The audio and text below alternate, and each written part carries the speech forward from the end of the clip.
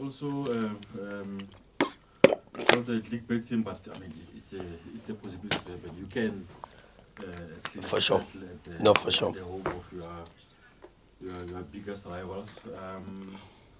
Will that serve as a will that be sweet to win the title at the Chiefs? You know, it would be like Arsenal winning at Tottenham. You know, will that add the added spice and the added excitement and to say, okay, we're here now?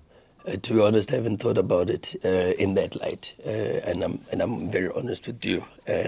I think just winning the title will be very sweet because it's an important competition for us, and it's an important season. So I haven't really thought about it in that sense, Mr. Mahlatsi. Coach, Yes, sir. I don't know if you've watched Chiefs much this season because you've been very busy. As a spectator, yes. Yeah. Many coaches have said that they're just very unlucky. That they've not been playing as bad as their points reflect and the league reflects. And we also know that Chiefs can be a bogey team. So, what would be the message to the players um, with a title being claimed at FNB? And do you agree that they've been unlucky this season? Do I agree if they've been unlucky? I don't think I can answer that because I don't think I've watched them with so much detail. I have watched, and I've watched because before I'm a football coach, I'm a football fan. I'm a lover of the game. And so when I get an opportunity to watch our opponents or competitors, I do so a lot. And then I've got a very soft spot for Coach Kevin Johnson. Very, very soft spot. In fact, Coach Kevin Johnson and I were once so close when he was head of youth at Platinum Stars that we spoke on the daily. I remember one time he called me. I'll never forget. I remember one time he called me and he had just called me and hung up the phone. And a few minutes later called me. And then he said, Rulani, are you aware I speak to you more on the phone than I speak to my wife? I remember that, and I don't know if he remembers that, but I remember him saying that. So I've got such a I learned so much from him. I spent so much time with him. I think he's an incredible human being, and he's someone that I always wish well for. So I don't know if they have been unlucky because really I haven't watched with that much detail.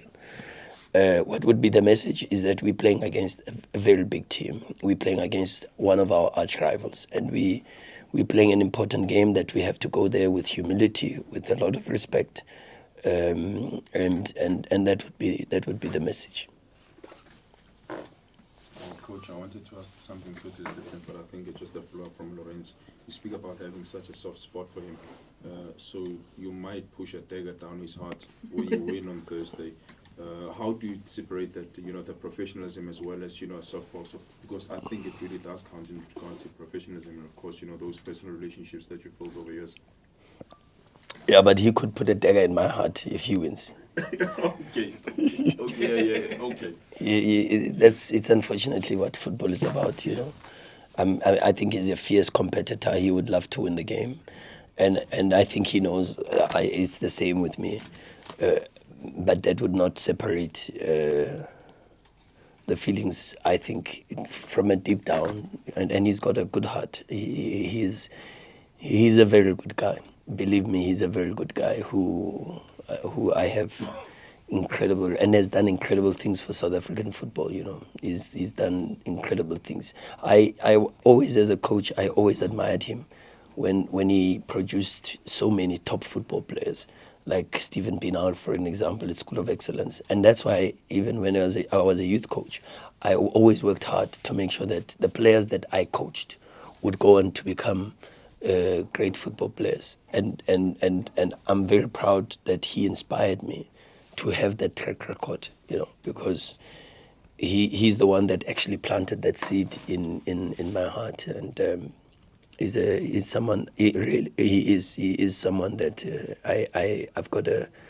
I've got huge admiration and gratitude towards for the role he's played. He's He's similar to someone maybe even like even Steve Kompella. I appreciate the what he did for me earlier in my career. Even Ellen Fries, I appreciate the work that they did and the influence they had in my career earlier. So these are people that, of course, I will never forget. And in my journey, these things will happen. You know, we'll meet each other, and at the end, we will both try to win football matches, because that's what competition is about. Is otherwise we wouldn't be involved in the sport, would we? Never then will rabbit escape. Coach, Sure, no. Coach, what's the latest on Bongs, if you know? I know it's immediately after the game, but also like both Debs are injured. Also, I don't know what's the latest with Riva as well. Seems like maybe a bit thin, go 6. So what's the latest? No one has a position. No one has a. You might find Musa Libusa playing 6. You never know. And you guys know and I listened to your vlog. You say, what position was this one playing? What position was this?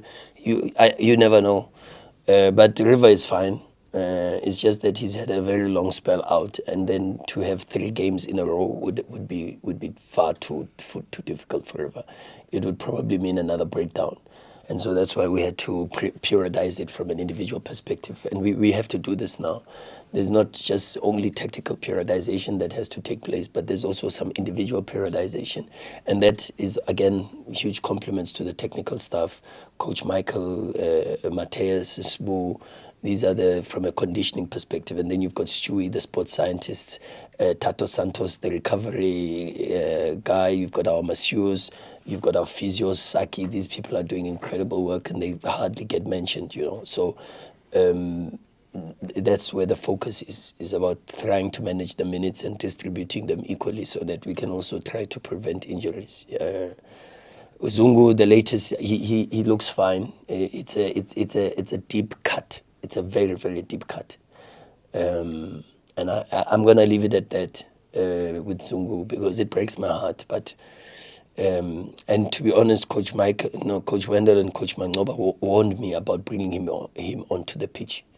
They warned me, and there was a reason why they warned me. But I felt that he needed the minutes, and it was good for him to try and.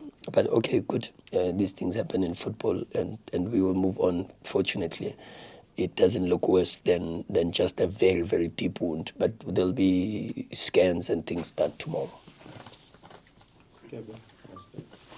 Coach, obviously I want your views, but a Chiefs versus Sundowns is normally at the table. Yeah. Normally. Yeah.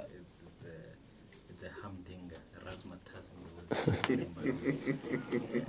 But when you are meeting them and they are at the risk of missing out on the top 8, and you are looking to win the trophy in their own backyard, and they've only just won their 2nd game this year, and you guys are doing this.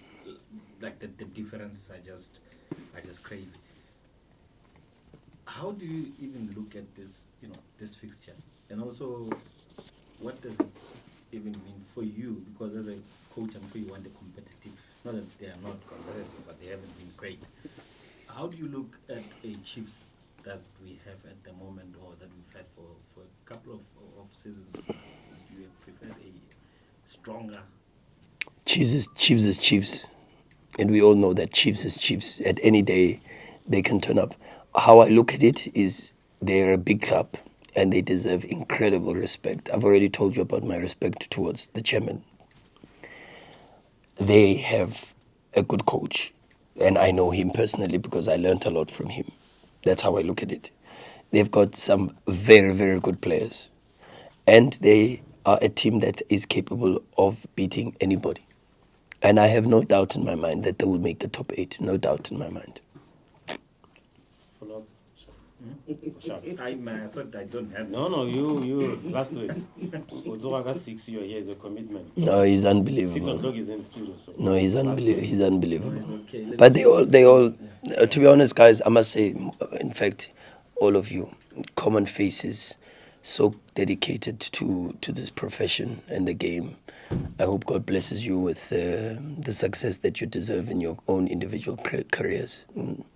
and maybe that's a nice way to close it. Thank you, Chair. Thank you for your time. Those who want- Thank you, guys.